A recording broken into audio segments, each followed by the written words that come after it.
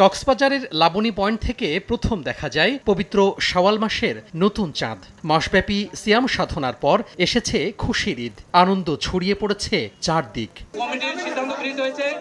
এর আগে সন্ধ্যায় জাতীয় মসজিদ বায়তুল মোকাররমের ইসলামিক ফাউন্ডেশন সভাকক্ষে বসে জাতীয় চাঁদ দেখা কমিটির বৈঠক শেষে ধর্ম উপদেষ্টা ডক্টর আফামা খালিদ হোসেন আনুষ্ঠানিক ব্রিফিং করেন। এ সময় তিনি দেশের 14টি জেলার আকাশে শাওয়াল মাসের চাঁদ দেখার বিষয়টি নিশ্চিত করেন। বাংলাদেশ আবহাওয়া অধিদপ্তর এবং মহাকাশ গবেষণা ও দূর অনুধাবন প্রতিষ্ঠান হতে প্রাপ্ত তথ্য নিয়ে পর্যালোচনা করে দেখা যায় যে বাংলাদেশের আকাশে পবিত্র শাওয়াল মাসের চাঁদ দেখা গেছে। 31শে মার্চ 2025 খ্রিস্টাব্দ সোমবার সারা দেশে পবিত্র ঈদ উল ফিতর উদযাপিত হবে। সারা দেশে ধর্মীয় ভাব গাম্ভীর্যের মধ্য দিয়ে ঈদ উল ফিতর উদযাপনে সকল প্রস্তুতি সম্পন্ন করা হয়েছে বলেও জানান উপদেষ্টা। আকাশে যদি মেঘ দেখা দেয় অথবা কোনো দুর্যোগপূর্ণ পরিস্থিতি তৈরি হয় তাহলে জাতীয় ঈদগাহ যে নামাজ 8:30-এ হওয়ার কথা সেটা 9টায় হবে বাইতুল মোকাররমে।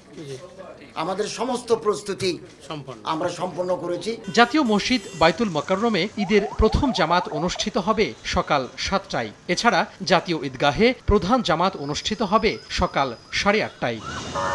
তোহা খান তামিম, সময় সংবাদ, ঢাকা।